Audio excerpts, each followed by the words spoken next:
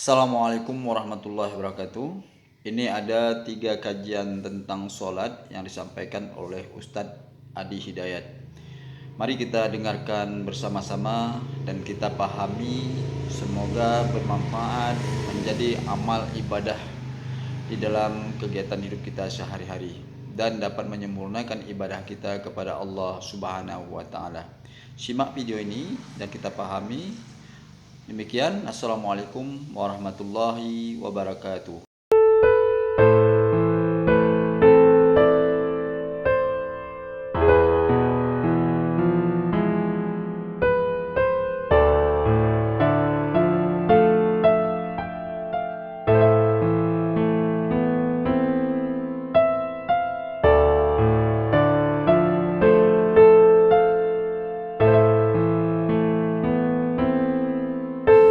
Kalau sholat Anda benar, dari mulai wudhu, dari menghadap kiblat, khusyuk karena Allah, menepikan urusan dunia yang lain, hanya ingin mendapatkan ridha Allah, sampai bacaan iyyaka na'budu wa iyyaka nasta'in, sampai di bacaan itu, kata Allah, ini komitmen aku dengan hambaku. Kalau hambaku benar sholatnya sampai detik ini, sampai bacaan ini, apapun yang dia minta sekarang, aku akan kabulkan.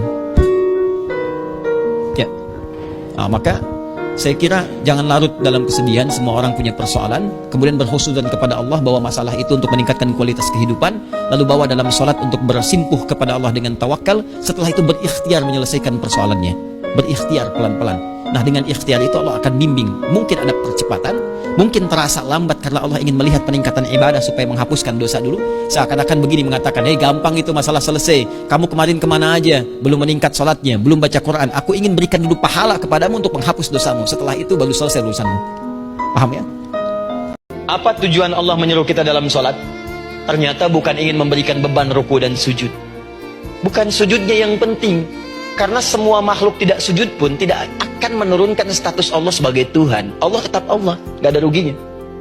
Yang rugi kita, ternyata ketika disuruh sujud, disuruh ruku itu, ternyata yang ditunggu itu bukan ruku sujudnya. Allah nunggu, punya masalah apa? Mau minta apa? Karena itu dalam ilmu fiqih, sholat itu secara bahasa disebut dengan doa. Nama lain dari doa adalah sholat. Bahkan sebelum kita diminta sholat, itu kalimat pertamanya bukan ibadah ya. Kata Allah, kau punya masalah apa? Sedang butuh apa? Sedang punya problem apa? Buka Quran surah kedua Al-Baqarah ayat ke-45 sampai 46. Paling kanan pertengahan di usap. Wasta'inu bis-sabri was-salah. Perhatikan kalimatnya, indah sekali. Ya Allah menempatkan sholatnya bagian kedua. Kata Allah, wasta'inu, hei hambaku, jika kalian punya persoalan dalam kehidupan, maka perhatikan kalimatnya baik-baik, wasta'inu, mintakan solusinya kepadaku. Jadi kalau sedang punya masalah, bukan bikin status, gak akan selesai. Sedang eksplorasi minyak, gak keluar-keluar, bikin status. Duh, susah sekali yang ngebornya, gak akan selesai. Jalan macet, bikin status. Jakarta macet, ya gak akan selesai. Ya, apa yang harus dilakukan? Kata Allah, jika Anda beriman kepadaku, yakin denganku, maka wasta'inu, punya persoalan, minta kepada Allah. Caranya bagaimana? Satu, bis-sabri, terima dulu masalah itu, jangan dikeluhkan. Kaidah lain muncul, karena mustahil saya akan titipkan persoalan kalau tidak Anda mampu mengatasinya. Kaidah Quran surah kedua ayat 286, kita hafal ayatnya. La yukallifullahu nafsan illa usaha. Perhatikan kaidahnya, Allah tidak mungkin menguji seorang hamba di luar batas kemampuannya. Jadi kalau kita sedang punya ujian di rumah kah, pekerjaan kah, kehidupan sosial kah, sebesar apapun ujian itu, kata Allah, memang karena Anda yang sanggup. Kalau nggak sanggup akan diuji. Di ujian itu berbanding lurus dengan kemampuan. Mustahil seorang hamba diuji di luar batas kemampuannya. Jadi kalau Anda sekarang pun sedang punya masalah sebesar apapun, kata Allah, memang cuma kamu yang sanggup, yang lain tidak. Maka jangan mengeluh.